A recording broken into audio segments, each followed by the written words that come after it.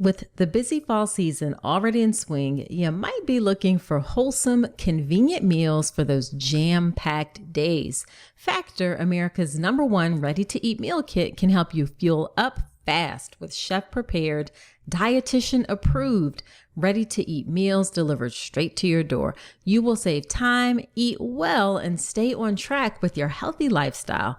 These meals are really great to help you nourish yourself well during your pregnancy, and having delicious, nutritious meals in the postpartum period will free up your time and allow you to focus on settling into motherhood and getting to know your sweet new baby. Listen, I have a family of snobby eaters, okay? And all 4 of us loved these meals. We went with the vegetarian versions, and I'm not lying. Every single one of them was delicious. Head to factormeals.com/drnicole50 and use code drnicole50 to get 50% off. That's code drnicole50 at factormeals.com/drnicole50 to get 50% off today.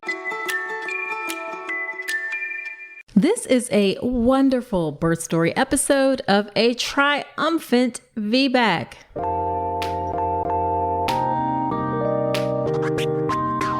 Welcome to the All About Pregnancy and Birth podcast. I'm Dr. Nicole Calloway Rankins, a board-certified OBGYN who's been in practice for nearly 15 years. I've had the privilege of helping over 1,000 babies into this world, and I'm here to help you be calm, confident, and empowered to have a beautiful pregnancy and birth. Quick note, this podcast is for educational purposes only and is not a substitute for medical advice. Check out the full disclaimer at drnicolerankins.com/disclaimer. Now let's get to it. Hello there. Welcome to another episode of the podcast. This is episode number 225. Whether you are a new listener or a returning listener, I'm so glad you're spending some time with me today. In today's episode, we have Meg. Meg is a mother of 2, a daughter and a son, and she feels lucky to stay at home with them while also working part-time as a naptime warrior. After giving birth to her first child via a scheduled cesarean due to breech position, Meg hoped, prayed, and prepared for a VBAC the second time around. And VBAC is vaginal birth after cesarean. Now, after her water broke, a delayed start to labor, a few necessary interventions, and then advocating against more interventions, Meg's body kicked into gear and her birth story ends in a surprise water birth VBAC. Yes, you're going to hear all about that today. Meg's goal in sharing her story is to encourage you to banish any fear that you may feel from past experiences. She wants to encourage folks to speak up for yourself and then dare to hope for a VBAC. Now, I know that I say this every episode, and really it's because it's true. You're really going to love this birth story episode with Meg. Such a great story. You're going to enjoy it. Now, before we get into the episode, I have a favor to ask. Do me a favor and share this podcast with a friend. Share it in your communities, in your networks. I'm on a mission to reach and serve as many pregnant folks as I can, and I would love your help doing that. So share the podcast, share it on Instagram, tag me there. I'm Dr. Nicole Rankins. I would so love your help in reaching and serving more pregnant folks and helping them to have the beautiful birth that they deserve. All right, let's get into the episode with Meg.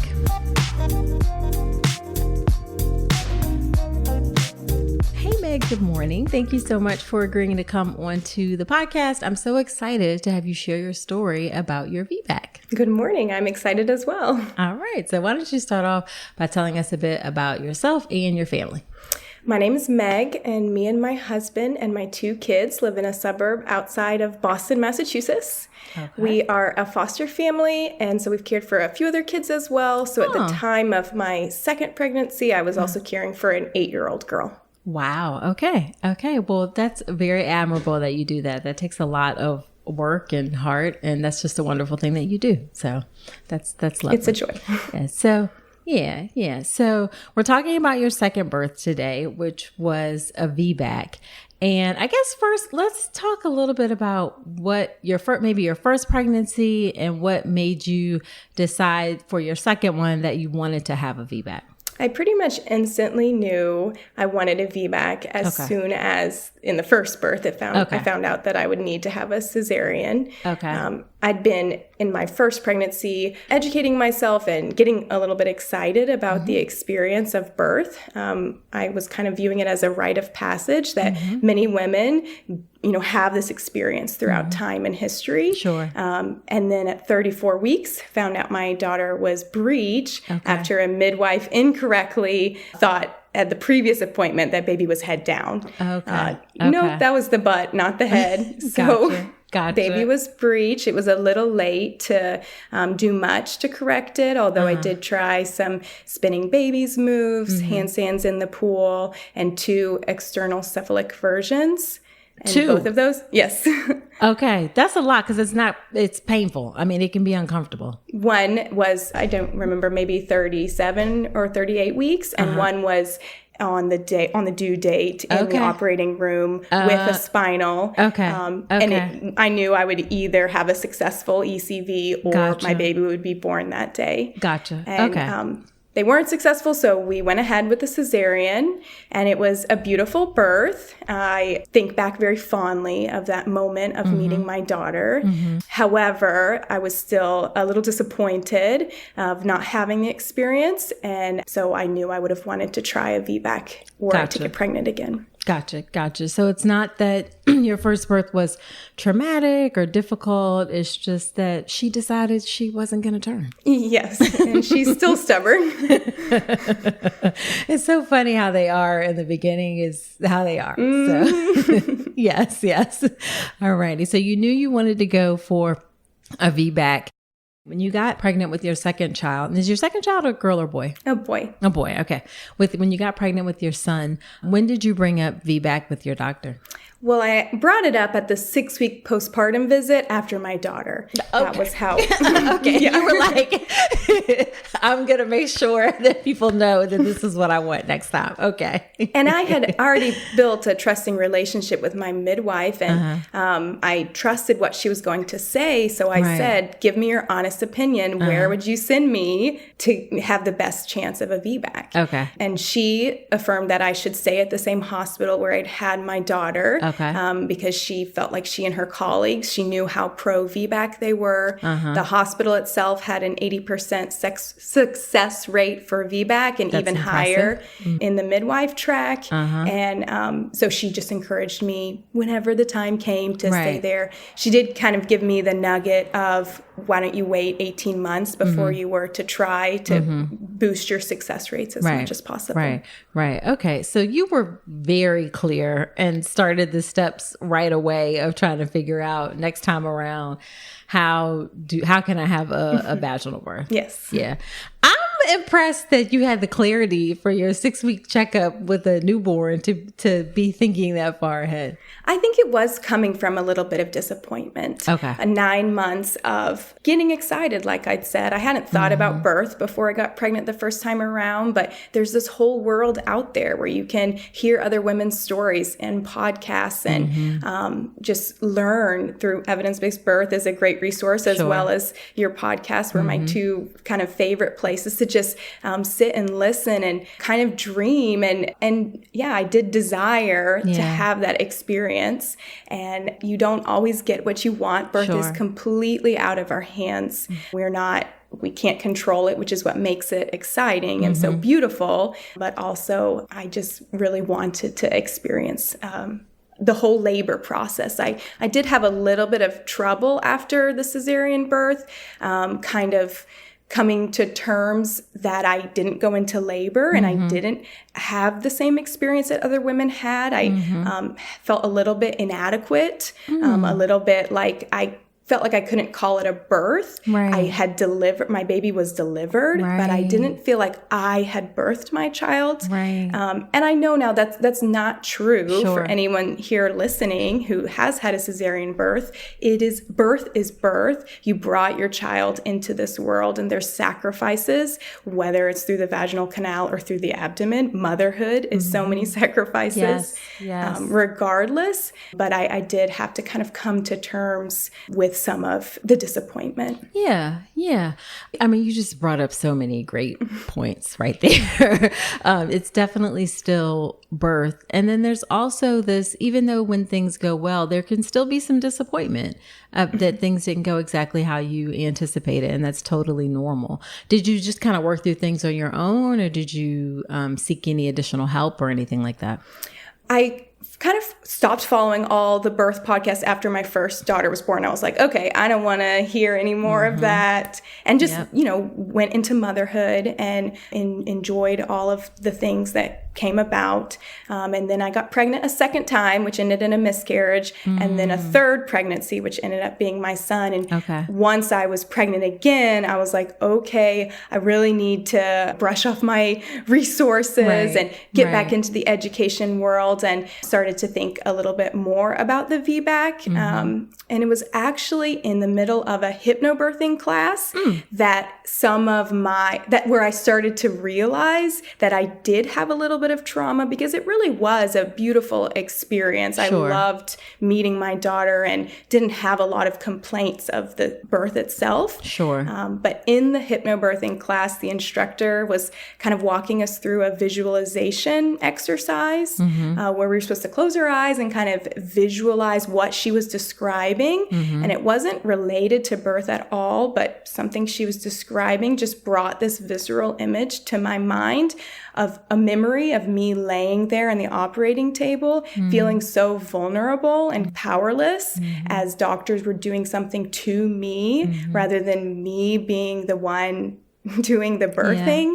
And I started to cry in that moment. And then I was like, oh, wow, I didn't think I did, but I do have a little bit of fear or trauma from the cesarean birth itself that I want to work through, because nothing's promised. I would want to go for a VBAC, but I didn't know if it would end in a vaginal birth. So let's think about how I feel about the cesarean birth. And for me, processing through talking with my husband and even the instructor was enough for me to be able to recognize that was then, this is now. For someone else, it might mean needing to go to a professional, but I didn't think I needed that level. I was able to kind of face that fear and process through it, and come to terms with what had happened to me then. But now, hoping for feeling a little bit more in control. I recognized that was going to be important to me, not feeling vulnerable. And so something that I even talked through with my midwife was the birthing position itself. Because I knew that was going to be a way where I wasn't going to feel a little bit more in control.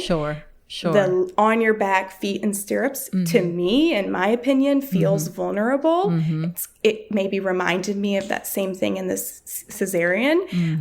And so I was thinking, for me, I thought that hands and knees was going to be something that would help me feel powerful. And so we even practiced that. Like, what would this look like? If I'm on my hands and knees and baby comes out right here, how does baby get to my chest? And we actually talked it through in one of my prenatal appointments. Gotcha. I love that. So you were really intentional about controlling all of the things that you could control. Hoping to. So then what was your pregnancy and prenatal care like? So you saw a midwife for your pregnancy.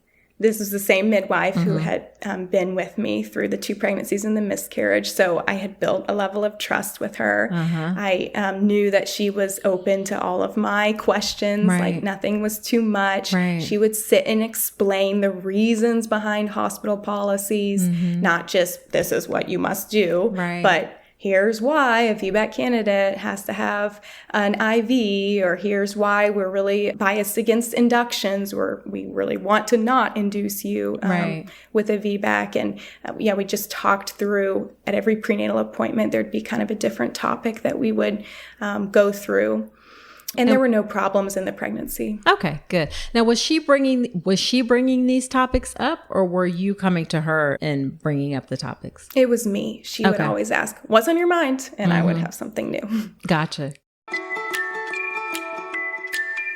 KiwiCo Panda Crate is a bi-monthly subscription for babies ages 0 to 24 months. They are perfect for brain-building play and fun. KiwiCo baby products are made with care. They are free of BPA, free of lead, and they use only non-toxic water-based paints and finishes. And y'all, these crates are so freaking adorable. The Bond With Me Panda Crate comes with a tummy time mirror that can be used in multiple different ways. There are these really cool black and white high contrast image cards that support babies' visual development. There's a super cute milestone pillow and cards to track your baby's milestones, plus other at-home activities to connect and bond with your baby. And y'all, these crates ain't just cute, okay? They also support your baby's rapid development in the first 2 years of life with science-backed products that support child-led play and encourage open-ended exploration. Each KiwiCo Panda Crate includes age-specific products that are designed by experts and backed by research. I would have loved to have something like this for my babies. Unlock brain-building play with KiwiCo Panda Crate. Get 50% off your first month with code Dr. Nicole at kiwico.com/panda. That's 50% off your first month at kiwico.com/panda, promo code Dr. Nicole. So then where did you find your information to ask these questions? As I mentioned, your podcast as well as your birth preparation course helped me think of the topics. And I'd already done a lot of this the first pregnancy. I knew what were typical procedures for this hospital, but I wanted to know how they would be different for a VBAC candidate. Right. Like I mentioned, the IV, for example, or the induction, not being able to use cervical ripening medication if I did be induced. I also asked about the birthing tub. There's one birthing tub in the hospital, but I was told that as a VBAC candidate, I could use it for labor, but not for delivery. But as you'll hear later, that ended up not being true. Okay. So then what were some things that you wanted for your birth other than trying for a vaginal birth? Yeah, that was the number one goal. And I wasn't trying to be too difficult. Like if I could achieve a VBAC, no matter how it happened, I would have been very pleased. Gotcha. But a secondary goal would be that I would hope for as few interventions as possible. Right. I would hope for unmedicated. So I was looking into some other ideas for comfort measures. Gotcha. Okay. So then, and I guess going back to your prenatal care, so you saw the same midwife who was part for all of your visits, but she was part of a bigger practice. Yes, who in the same hospital. Okay. And did you know that was she guaranteed to be there for your birth? She was not. Okay. They did like a meet the midwives experience where I at least saw faces. Sure. But that was something that I was hoping for because there were a couple of midwives. You know, it always is like this. You don't really jive with all of them. So you're like, just let it not be those two. But anyone else, like, I can't wait to see them. Gotcha. And then did you meet any of the physicians in the practice at all? Not during prenatal care, only with the cesarean birth of my first daughter, and then one checked in on me during the labor and delivery process. Okay. So then was there anything that you were afraid of or worried about for this birth? I was worried baby would be breech again. I asked for the midwives to check me with an ultrasound every appointment, 28 weeks and beyond. Okay. Like, let's not make the same mistake. I already mentioned I was a little concerned about the VBAC itself. There are a lot of scary terminologies, like it's VBAC success rates versus failure. You're a candidate for a VBAC. It's attempting a VBAC. That language just isn't used for a first-time birthing mom. And then even a uterine rupture sounds pretty terrifying. I'd rather, not rupture. Right. So I did want to face those facts and know exactly what the risks were. So it wasn't this general feeling of fear that was going to manipulate me into making decisions I didn't want to make, but I wanted to know the risks themselves. Sure. And so I put several podcasts on a queue. I think you cover VBAC pretty thoroughly in your podcast. Evidence-Based Birth has a long one. And then there were several other interviews, VBAC Link, VBAC Facts, that I just kind of put all in a row. And I didn't listen to until I was in a long car ride where I knew I would have time. Right. And me and my husband listened to them all and paused along the way, talking it out and processing through the emotions they made me feel, because I'm not going to lie, it is kind of hard to listen to when you're in that position and just fearing the worst case scenario. Right. But it did help to like put things in perspective and recognize how low statistics really are. Sure. And just think, okay, even if it happened, this is what it might look like, and the risks of XYZ are so low. There's also risks of having a second cesarean. So just kind of weighing the pros and cons and feeling like I could make an informed decision. Gotcha. I love that. So a lot of people, I think, get concerned or that it's a ton of overwhelming information. Like, were you spending like all of your time looking at things, or was it just kind of like, you were doing a little bit here, a little bit there? How were you approaching it? Yeah, and everyone has a different personality. So maybe I'm speaking to the person who is like me because, they're type A, listening to all of the things. Yes, raise my hand. That's me. I mean, I signed up for a lot of classes. I kind of pampered myself. I was like, do the prenatal yoga and the hypnobirthing class and the Pilates class that focuses on the pelvic core. And yes, every time I'm cleaning in the kitchen, I'm probably listening to a different podcast on birth. But I wanted to do that. Sure. Like if anyone was in a place where they, weren't wanting to, then don't do it. But I obviously recommend you go into birth with a bit of education so that you can advocate for things. Even later in my birth process, I had midwives kind of pressuring me to get Pitocin when I knew that would increase the risk of a uterine rupture. And I'm like, let's talk this out. And I was able to advocate for what I wanted. And because I had a bit of education that you're just not going to get when you're in the middle of contractions. 100%. Okay. So then what was your labor and birth like? Labor came surprisingly 2 weeks early. I had convinced myself I would be past my due date.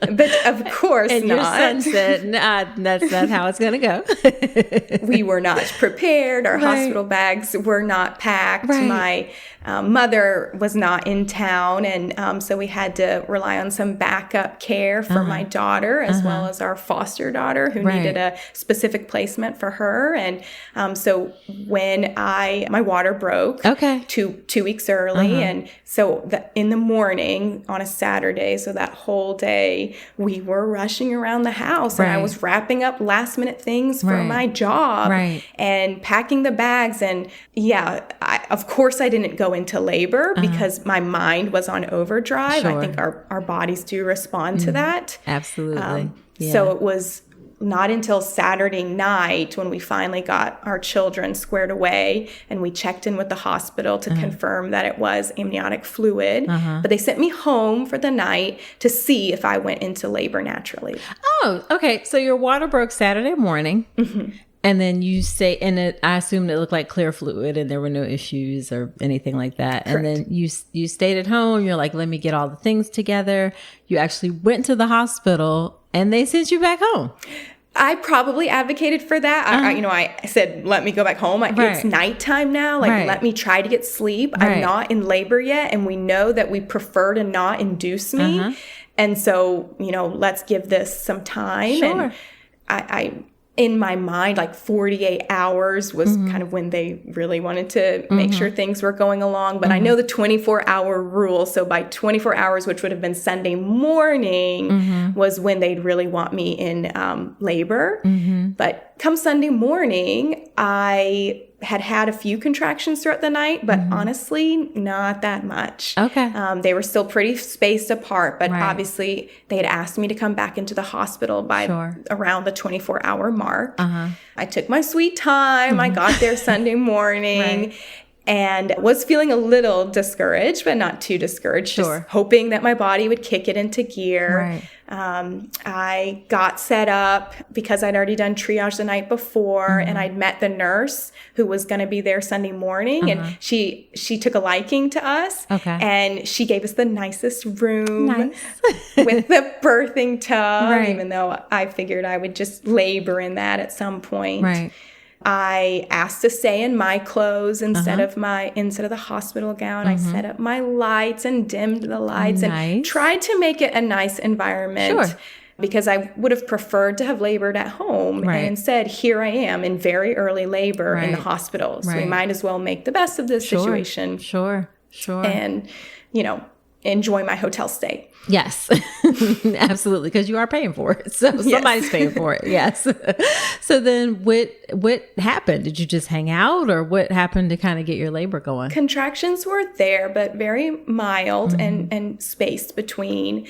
I'm easily able to have conversation, and I started practicing some of my breathing techniques during contractions, but then was pretty comfortable when they were not there. I got continuous fetal monitoring, which was required as a VBAC candidate, my IV in place. I'm sitting on a ball. Things did start to pick up. I started to get a little bit more back pain, so I used a lot of my heating pad. I would actually want to sit straight up. My husband would try a little counter pressure, but it didn't really help that much. So things were getting a little more uncomfortable. I had several people coming in saying, when should we start the Pitocin? We'd really like to start with that because of the time. That's the only concern, right?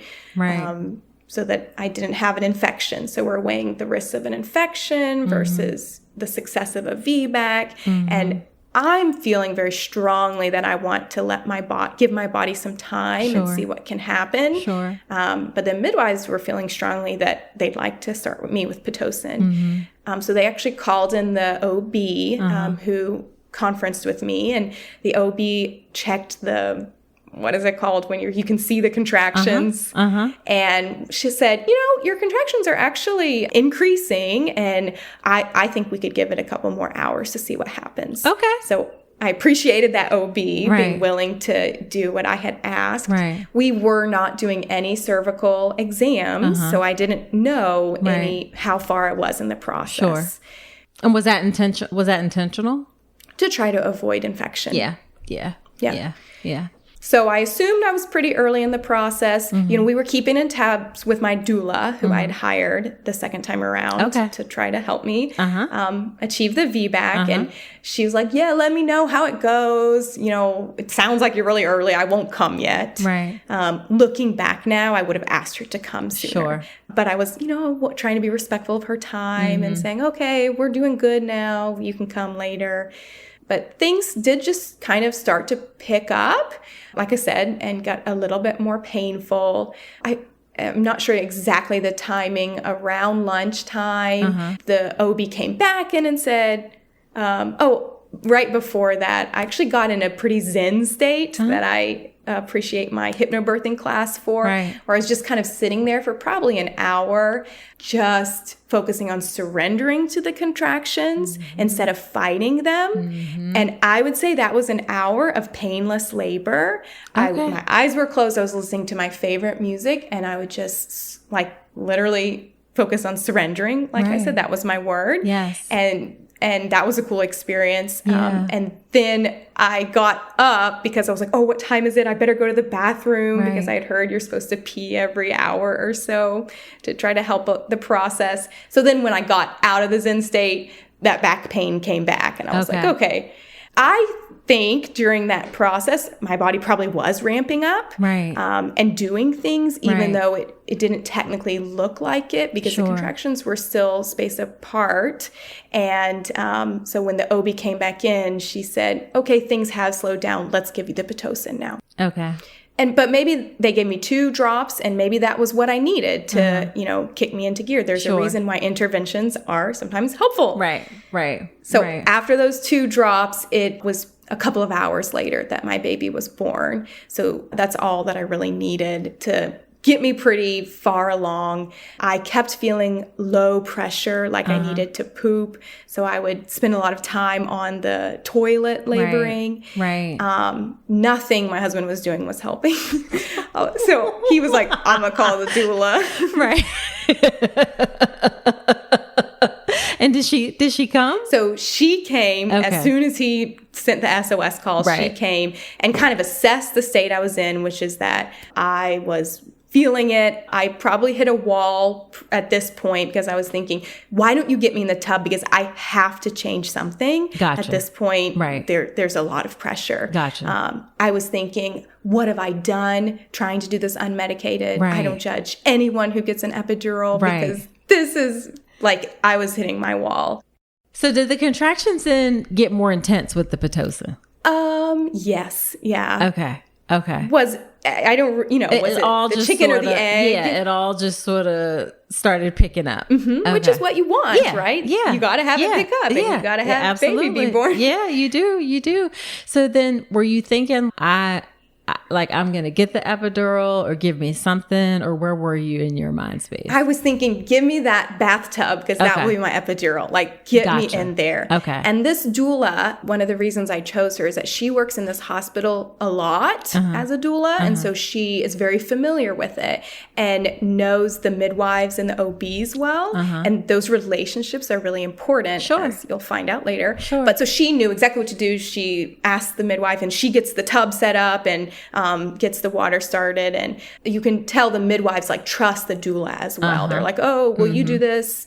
Will you do that? Sure. So she helps me get into the tub, and it because I had the IV and the continuous monitor was waterproof. Okay. But we did have to wrap up my arm. Sure. And I was trying to keep it out of the water as much as possible. Right.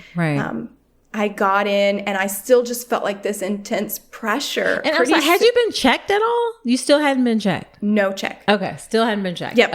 Okay. Even though you were saying you were feeling pressure, they still... Well, you know how it is. Nurses aren't really there. You're kind of laboring by yourself. It was when the doula came in that I then shared with her, I'm feeling this pressure. Baby's low. I've been sitting on the toilet a lot. She kind of assessed the state where I was at, and she was like, oh, she's further along than Meg thinks she is. I still think I'm kind of early in the process, which is why I was feeling a little overwhelmed. How much worse is this going to get if I'm still early? Right. But my doula recognized, especially when I was saying, honestly, I feel like I have to push, and I don't think I can stop myself from pushing. Right. That's when she's like, we need to check you. She ran out and got the midwife and brought the midwife in. Okay. But at this point, were you in the tub? Yes. Okay. So then what happened after that? The midwife didn't even have, she was like, put on a glove to do the check. The glove broke. Get another glove. I got to get in here because I'm literally like, you have to tell me. I feel like pushing right now. And obviously, if I'm not ready to push, I need to hold back this feeling. Right. So she checks me, and baby's head's right there. Okay. I mean, you can feel the hair. He's coming. Yeah. Yep. Okay. So I'm in the tub, and of course I would have loved a water birth. You hear all these stories of women. It sounds so pleasant. Right. I'm a swimmer. I swam through my pregnancy, so the water is just special to me. Sure. But I'd been told you can't give birth in the tub. So I look up at the nurse. I'm a rule follower. I'm like, am I allowed to stay in the tub, or do I need to get out? Because I just feel like pushing right now. Right. And the midwife was kind of, what's it called? She wasn't on duty that often. Maybe she was a part-time midwife. Okay. So you didn't know her? Nope. Okay. And she was not that familiar with all the policies. So she turned to the nurse who, is on my side because the nurse really liked me. Right. And said, is it a contraindication? Will you check the policies on the computer? Right. And the nurse looked at me and looked at the bed where we'd have to get out of the tub and all the way over there in order to push this baby. Right. And she said, nope, not a contraindication. No, we're just going to go for it. Yeah. But I actually think it wasn't a I'm having trouble discerning exactly what happened in this moment. But later I am told it's not a contraindication. I think I'd been told something kind of incorrectly. Sure. It's maybe just not really written in stone because not that many VBAC candidates end up in the tub ready to deliver. Right. So, okay. The nurse was basically like, we got this. Let's have a baby. Right. So there's several other nurses came in. There's a midwife plus my doula, who is also a home birth midwife. So she's experienced as well. And we're like, they're all discussing like, okay, how are we going to do this? You know, I'm on my hands and knees pushing, but let's keep your butt down here. And, we've got the cord over here with the IV. And my husband had wanted to be the baby catcher, but as he's hearing all of these professionals discussing how to do it, he was like, I'm not qualified for this. I will let you do this. And he takes over the camera. Gotcha. And so how long did you push? Probably 10 minutes.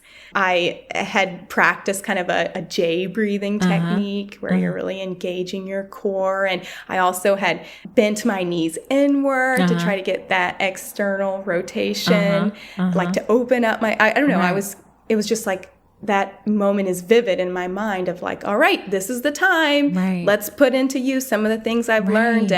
But then it was also very instinctual, right? Like you're just going with your gut and your feeling as you feel you need to push. And so now you're going to do that. And then it's going to pass and you're going to rest for a minute. And my doula was so helpful. Like I'm kind of vocalizing and she's like, yes, let it out, but also keep your energy. Like she's just helping me through it. And it was so motivating to be able to feel baby's head. And I feel fortunate that 10 minutes later, baby's born and they kind of push me back and put baby on my chest. And I have this moment on video that my husband was recording and I just keep rewatching it. And it's just so amazing that I was hoping for the VBAC and above and beyond what I'd even wanted, right? My goals were just to have a baby vaginally. And then I ended up with a water birth, which would have been my greatest dream, but I didn't even anticipate being able to have that. It just felt like such an undeserved blessing from above that I'd had the birth I didn't want. And then in this case, I was able to have everything I wanted and more. Oh, that is so beautiful. That is so, so beautiful. So then once he was born, then did they just keep you in the tub for a bit or did they get you over to the bed or like how did that work? It wasn't very long. I was in the tub and sometimes water birth babies come into the world a little bit shocked. And so he didn't originally cry. So they're like rubbing him and helping him. And then we find out he's a boy. We turn him over. And it was a surprise? Yes. Oh, nice. Probably pretty quickly, within a couple of minutes, they help me up to get me to the bed, which is where my placenta came out once I was on the bed later. Okay. And then did you need any stitches or anything at all? No. What are they called? On the outside, the labial, a couple labial tears, not first, second, or third degree perineal tears. Gotcha. Perfect. So then it sounds like you were just, it really sounds magical, really. It was. I hate to say that because I know that not every experience is magical, but I just feel so lucky to have had this experience. I forgot to mention that something I was really hoping for was that skin-to-skin time. Yeah. Because in the operating room, you're lying flat on the table. It is pretty. I did have some skin-to-skin time. It's hard, as much as I could. It's weird. It's just... Yeah. It's not the same. You're flat. You're a bit uncomfortable as they're doing whatever they're doing. I wasn't able to breastfeed. My midwife did try in the operating table, but just didn't work. And by the time baby finally came back to me after all the things, she was asleep. Yeah. So we didn't breastfeed.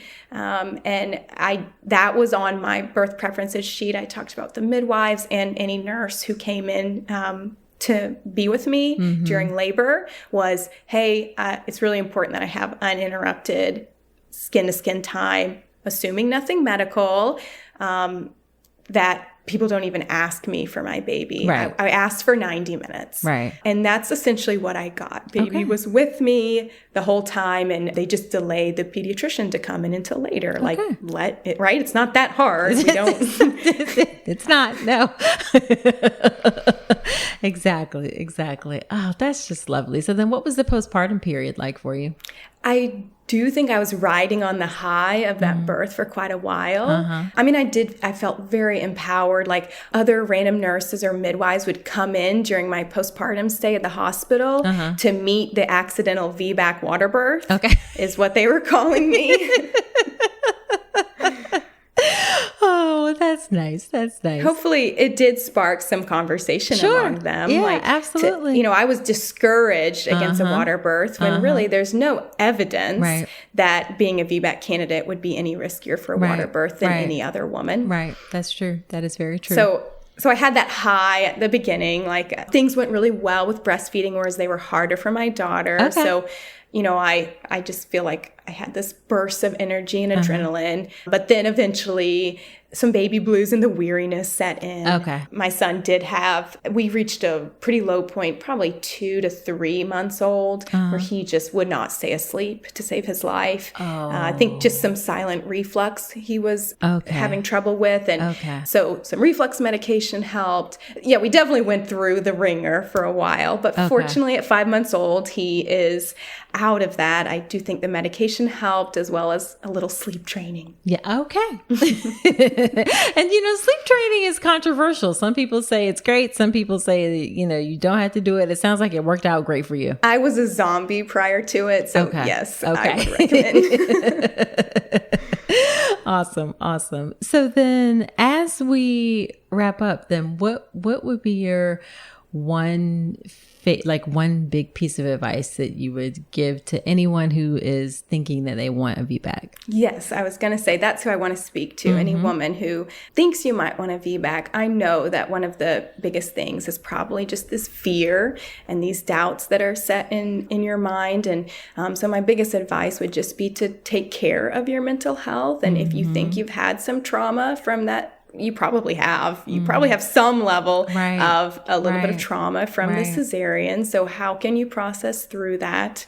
And I got really good advice from someone that you don't want to spend 9 months of your pregnancy worrying about and dwelling on the birth that you don't want. You want to spend 9 months thinking about the birth that you do want. So just visualize and just think positive thoughts about the birth that you do want. Plan for that birth instead of being worried about the birth that you don't want. Fear is the enemy of birth. So how can we push past our fear and face it full on and get the help you need for any traumas? But we really want to be able to go into birth without fear. Yeah, absolutely. Well, Meg, thank you so much for agreeing to come on and share your story. This is going to be so helpful. I know folks are going to enjoy it. Well, thank you for having me on. I love to share my story.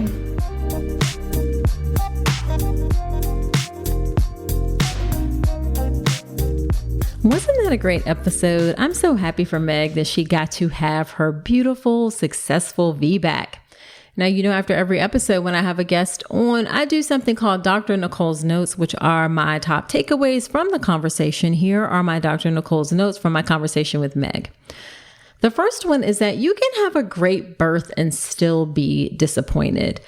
Meg's cesarean went well, but she was still upset about not having a vaginal birth, and that is okay. That is normal. Sometimes in our society, we send messages or people say, why aren't you just happy that you have a healthy baby and that you're healthy? Like, you should just be happy with that. That is completely reductive and dismissive of how you feel. It's okay and it's normal if you don't necessarily feel great about your experience, even though it went well.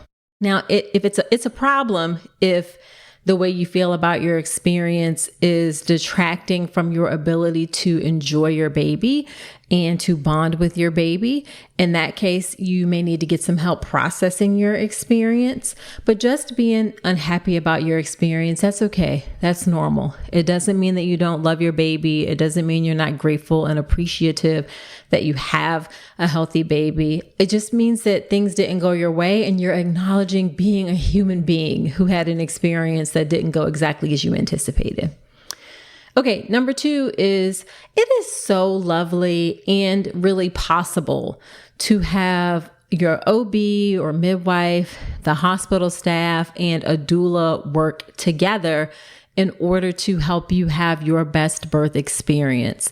This is how our system really should be, that we should all work together to center the person giving birth and support them in helping them have the best birth experience for them by bringing our own set of expertises. So, your OB brings their expertise, your labor nurse brings her expertise, your doula brings her expertise, and we center you and work together to help people have that great birth. It really is possible. It does not happen as often as it should, and it definitely should happen more often, but it's a wonderful thing to see. It's something that is possible and something that I believe we can work towards and something you can try and seek out. You can talk to your doctor about working with a doula, the hospital staff about working with a doula, and you can make sure you have a doula who works well in that system. And when you're trying to find a doula, I have an episode that came out not too long ago, episode 218, where I go through a step-by-step process of helping you figure out like how to hire a doula, questions you can ask, all of that good, great stuff. It's a really great episode. I've gotten a lot of feedback that people enjoy it. It's episode 218. You can find that at drnicolerankins.com/episode 218. But again, it's just really wonderful when all of us can work together, and that really is possible. You just may have to do a little bit of work in order to find that. And then the third thing I'm going to say is to echo Meg's comment that fear is the enemy of birth. And that is so true. It is so, so true. I am not being like exaggerating when I say that being very scared about birth can really stop your labor or slow your labor. The most extreme instance that I've seen with that is that once there was a patient, she just was she was just terrified being in the hospital to give birth, and like nothing was working to help her labor progress, like nothing at all. I can guarantee you, we can dump buckets of Pitocin, we can bathe you in Pitocin.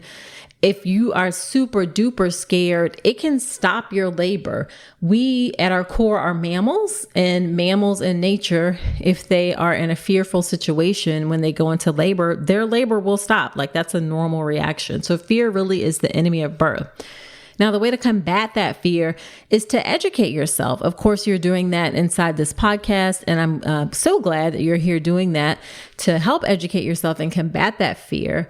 Outside of the podcast, you definitely need to do some childbirth education. I've said this before and I will continue to say it. It's a hill I will die on, that every person having a baby, especially in the US, needs to do some sort of childbirth education. I have an option, the birth preparation course, that's online. You can check it out at drnicolerankins.com/enroll. However, there are other options out there. You just have to find something that works best for you. Do childbirth education, do childbirth education, do childbirth education. That will help combat the fear that is the enemy of birth. Okay, so there you have it. Again, do me a solid, share this podcast with a friend. I would so appreciate your help spreading the word about the podcast. Subscribe to the podcast wherever you're listening to me right now. And let me know what you think about the podcast. Shoot me a DM on Instagram. I'm on Instagram at Dr. Nicole Rankins. I'd love to hear from you there. So that's it for this episode. Do come on back next week and remember that you deserve a beautiful pregnancy and birth.